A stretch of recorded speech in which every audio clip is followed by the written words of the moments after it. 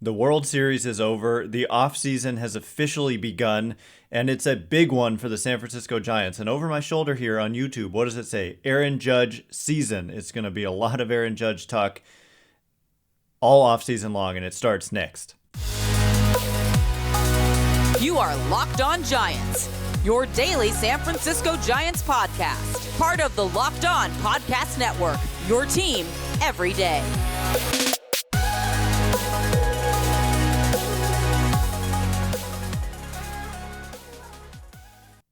Hello and welcome to Locked On Giants, part of the Locked On Podcast Network, where it's your team every day. My name is Ben Kaspick, and on this show we provide daily episodes Monday through Friday talking about the San Francisco Giants in a way that's data-driven and rational, but also simple, passionate, and accessible to all. I'm a former contributor for the baseball statistics and analysis websites Beyond the Box Score and Rotographs.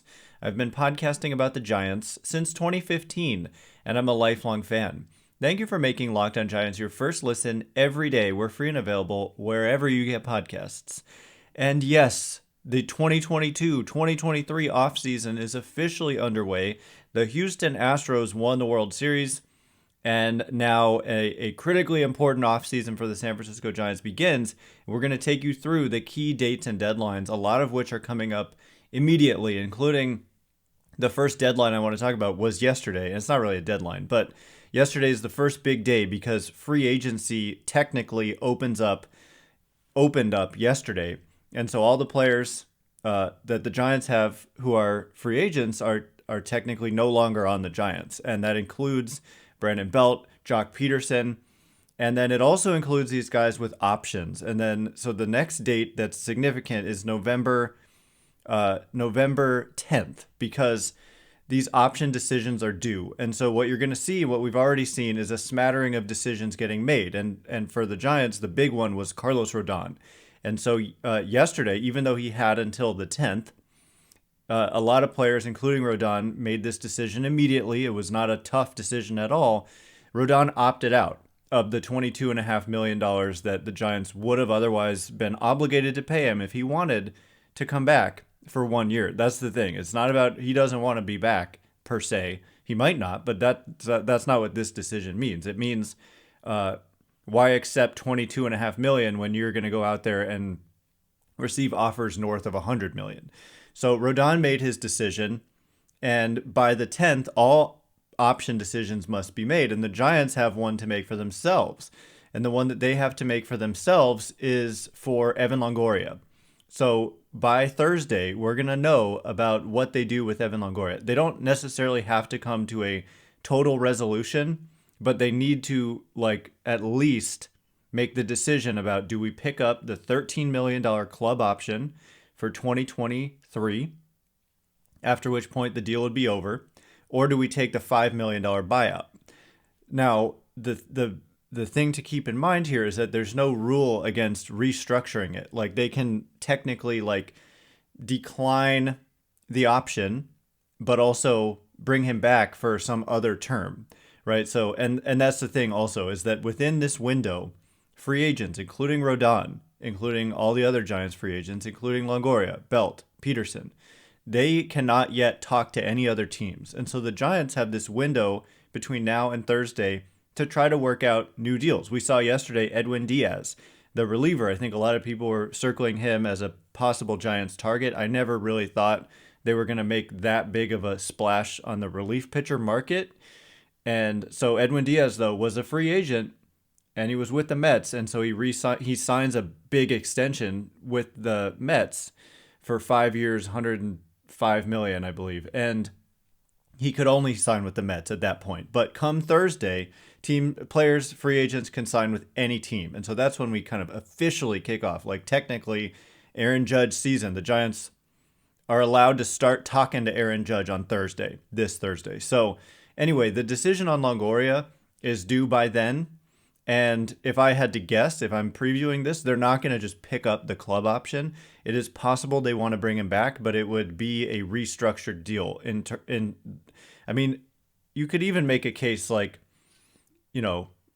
just pay him the buyout and have him come back, I guess. But that's kind of not fair to Longoria. Kick in a couple more $1 million, $2-3 million perhaps, And then really you're just giving him, because you already owe him the 5 million, so you're just giving him 2-3 more million to come back. So I think something like that is very possible, but what you're not going to see, in my opinion, is just picking up the club option. But anyway, that decision comes on Thursday. And then moving on to other dates and deadlines, that Thursday is huge in the sense that free agents are free to negotiate and sign with other teams. But there's one other thing. It's also the qualifying offer deadline in terms of giving the qualifying offer. So the qualifying offer is the average of the top, I always forget what percent, but the top X percent of the highest paid players in the game. So it changes every year. It's like, what was this year's top X percent of players paid? And that generates a number. This year it's $19.65 million. And then as the team, you are allowed to give this to any of your players who are qualified to receive it. And in order to qualify, you simply must have been on the same team all year, and you must have never received one before. And so for the Giants, the only player who reaches free agency here for them who isn't qualified is Brandon Belt, because they gave it to him last year and he accepted it, and that's how he came back. It was $18.4 million last year. They gave it to him. He took it, and that's how they brought him back. And this year, Carlos Rodón is eligible to receive it. Joc Pederson is eligible to receive it. I don't think they give it to Pederson, but I'm 100% sure they'll give it to Rodón. If the only way they wouldn't is if they work out some sort of new contract between now and Thursday, which is very unlikely. He is a Scott Boras client. He is going to get a big deal. A lot of those big deals come by just kind of playing the market and letting teams get into a little bit of a bidding war. And so to re-sign before you've even had a chance to hit the open market, like I said, you can't talk to other teams until after this deadline to extend qualifying offers even passes. And so I have a feeling they'll talk to Rodón, nothing will get done, and then they'll give him the qualifying offer, and you'll hear about it on Thursday. So anyway, those are the first important steps. So this week is important. The GM meetings are also taking place this week. Pete Patella, the new Giants general manager brought over from the Houston Astros, is going to be in attendance at the GM meetings, and they're meeting with other GMs, getting a kickstart on the offseason, talking to other teams, basically starting to think about trades and all that. And then also they meet formally and informally with agents. And so it's really, the offseason is about to really fully get going here, and this is a big kickoff week. It's not like a total dark period at all. There's a lot happening. It's just kind of behind the scenes. And I don't know. I think you could hear Pederson news this week. You'll definitely hear about Longoria, and you'll definitely hear about either an extension for Rodón, or he'll have been given the qualifying offer by Thursday. And then once players receive the qualifying offer, they have 10 days to decide whether to accept or reject it. But during those 10 days, they can negotiate with other teams. And so they can kind of get a sense of their market.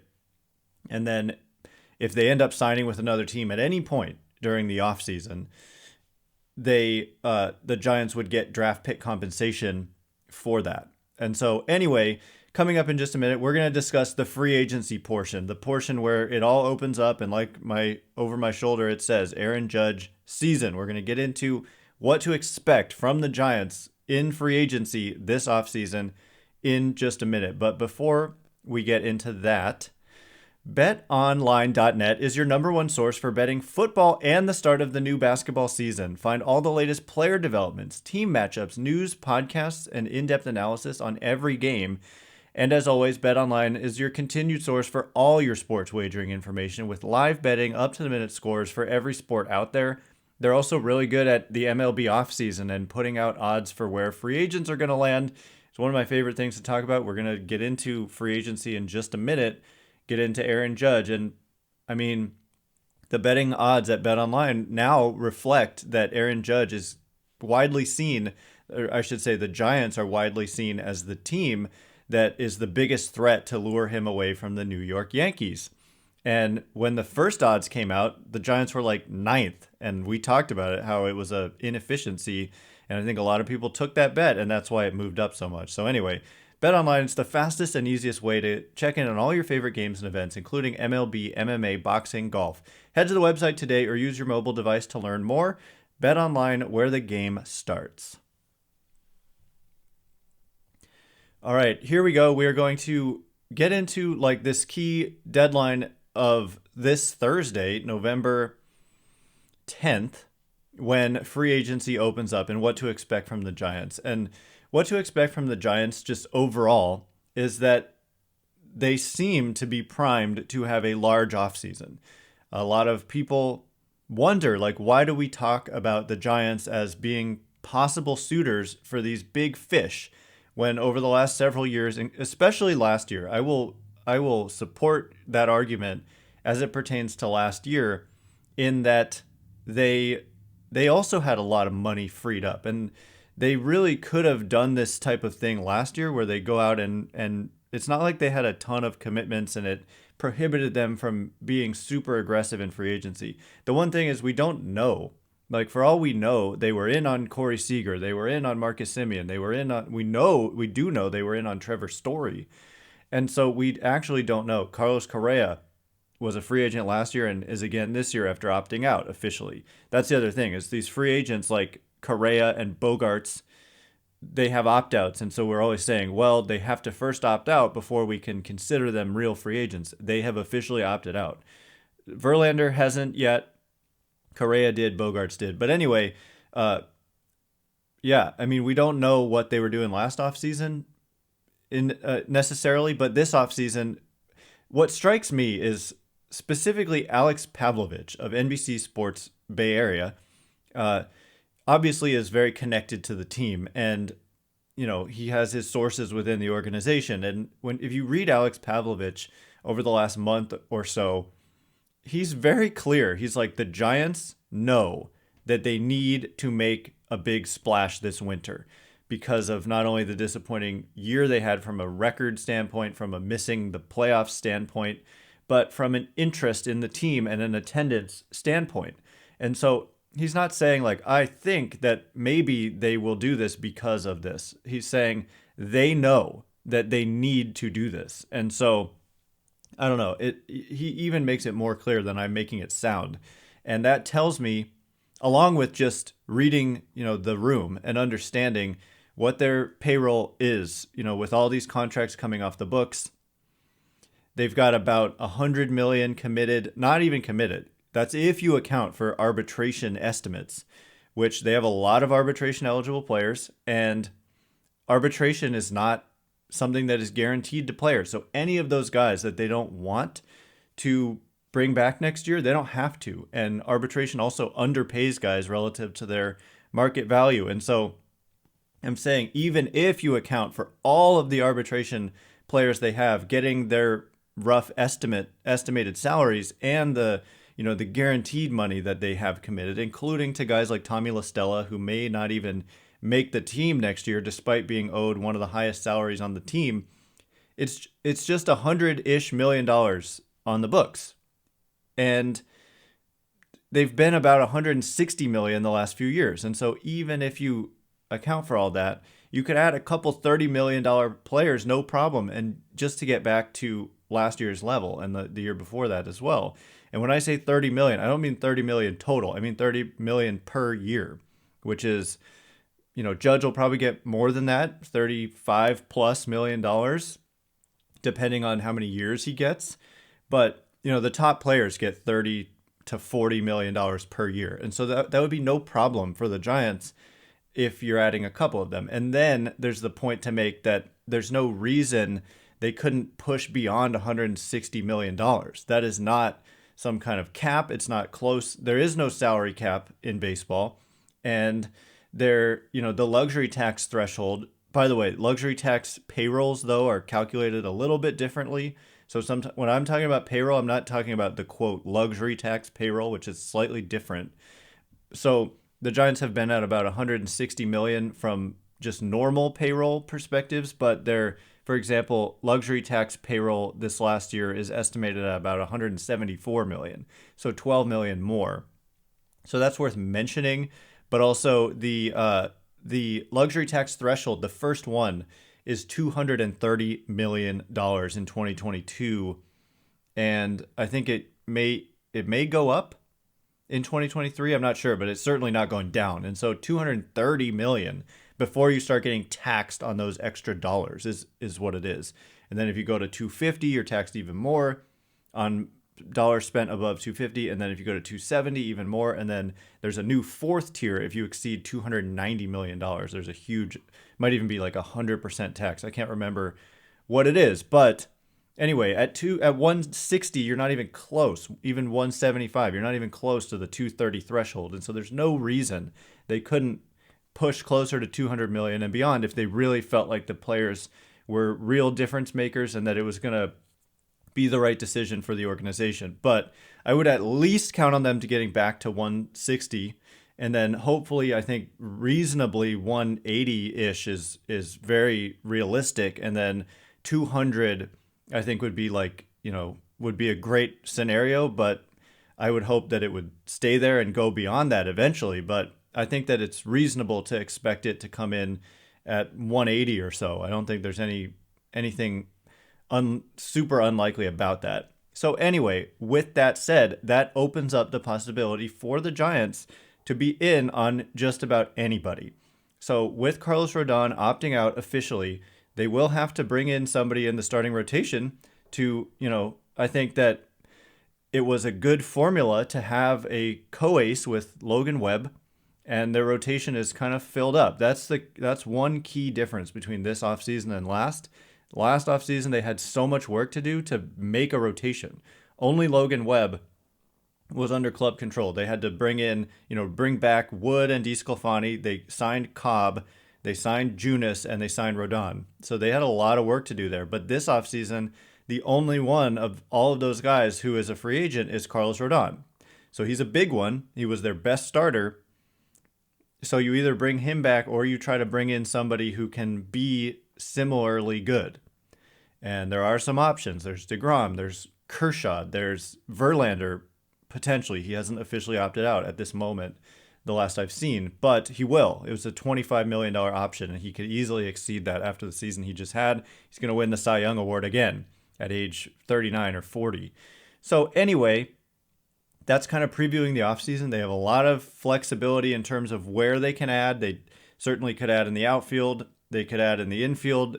The Longoria situation is fluid. Like, third base could be wide open if they decide to just flat out decline the club option and just let him test the market and walk away potentially. Tyro Estrada can move around, and so second base could be open. La Stella, it's not clear what his future holds. First base is kind of open. Brandon Belt reaches free agency for the first time. Well, actually, he was technically a free agent last year with the qualifying offer. And yeah, so they have they're primed. That's why I wouldn't just put this sign up, Aaron Judge season, over my left shoulder. But Alex Pavlovich, that's the other thing. He specifically mentions Judge over and over and says they want Judge. And so I believe he's not just, it does not appear that he is just saying that. It appears that he has inside information that it's going to be about Aaron Judge, because Judge is the hometown kid, grew up a huge Giants fan. He's instantly he's like the face of baseball, and he would certainly be the face of your organization. And he's coming off one of the greatest seasons of all time. And he grew up a Giants fan. He's from Linden. Thank you to somebody, Linden being an hour and a half away from Oracle Park. And thank you, I can't remember who it was. I'll credit you later, hopefully, if I remember, for pointing out that Judge's wife is also from Linden. So her family is in Linden, as is his family. And so there's gotta just be a real appeal to coming home. He's a family guy, and his family's here, and the Giants need him, and they'll probably pursue him pretty aggressively. So anyway, that's previewing free agency. Coming up in just a minute, there are more key dates and deadlines, including the tender deadline, non-tender deadline, and also the Rule 5 draft. Setting the rosters. Is Marco Luciano going to get added to the 40-man roster this offseason? We'll answer that in just a minute. But before we do, all right, as promised, more to get to. Thanks again for making Locked On Giants your first listen today. For your second listen, check out the Locked On Sports Today podcast. From the games that matter the most to the biggest stories in sports, go beyond the scoreboard and behind the scenes with local experts and insights only Locked On can provide. Locked On Sports Today is available on this app, YouTube, and wherever you get podcasts. So the other just kind of key dates and deadlines, it's interesting that some of these deadlines are earlier than usual. And so that's good for us because it's going to be a great offseason. Like, I would just buckle up. Like, rumors, actual moves, Giants seem primed to be heavily involved in just about everything. And so we're going to keep doing these daily podcasts throughout, and you're not going to want to miss it. So come back every day, Locked On Giants, wherever you get your podcasts. But there's a lot of activity in November. A deadline of November 15th, just over a week away. A week from Tuesday is the deadline now for teams to set their 40-man rosters in advance of the Rule 5 draft. So what this involves is adding your Rule 5 eligible players like Marco Luciano and a lot of others for the Giants to your 40-man, or else you could lose them in the Rule 5 draft. And so for Luciano, it's a no-brainer decision because if you don't add him, he will go first overall in the Rule 5 draft and somebody will take him away from you. They can literally just take him off your team and put him on their team. The catch is that they have to play in the major leagues all season long, or else you have to offer them back to the team that you took them from. But with someone like Luciano, some bad team would just take that. It's not even a chance. Just stash him on your roster all year just to have that kind of talent, even if he's not ready. So anyway, that decision is a week from tomorrow. Not just Luciano, but a ton of players. And it'll be fascinating to see what the Giants do. And that can fill up the 40-man. It can, if you have a bunch of guys who are not yet major league ready, it can be a problem. And so some of these guys become trade candidates. And so the fact that this deadline is this early, could force the issue a little bit. Giants have talked a lot about how trades could be a big part of this offseason. Well, some of the guys they need to add to the Rule 5 could be trade candidates, and we could see activity in the next week. We already saw a trade yesterday. Trades are allowed. Like, free agency isn't officially fully open yet, but trades are allowed at this point.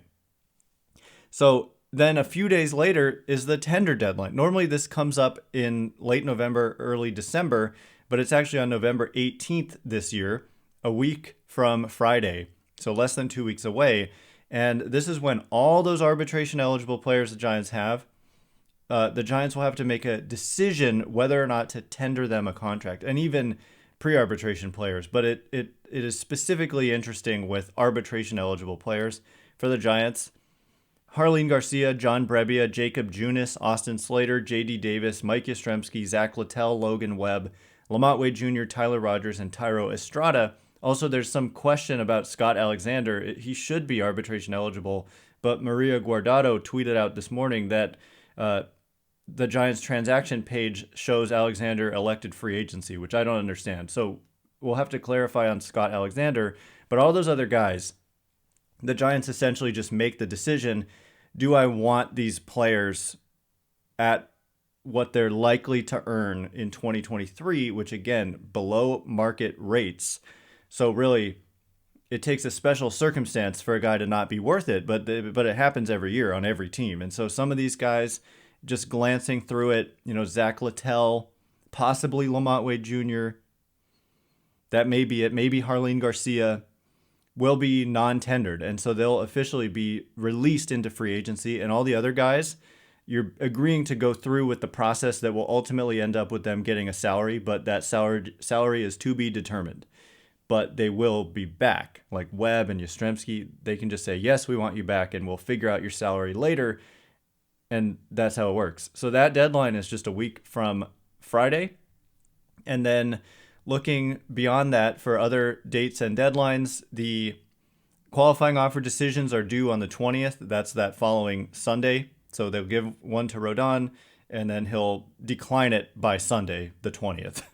And then the winter meetings are the 4th through 7th of December. So we're less than a month away from the start of the winter meetings, which is always where a lot of activity happens. And then the Rule 5 draft happens on December 7th. And after that, there's deadlines in January for more processes with arbitration, but we'll get to that later. Anyway, that was an off-season primer for you. Thanks again for making Locked On Giants your first listen. For your next listen, check out Locked On Sports Today, the biggest stories of the day, plus instant reactions, big game recaps, and the take of the day. It's like the sports page of old, now in podcast form with the unique insights of the local experts on the biggest stories. It's fantastic. Available on the Odyssey app, YouTube, and wherever you get podcasts.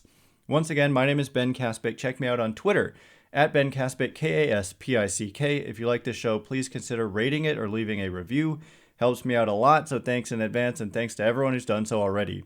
I can't wait to be with you again tomorrow. We've got free agent contract predictions coming out, and we're going to get into those throughout the week as well. So anyway, thanks again for listening. You are now Locked On Giants.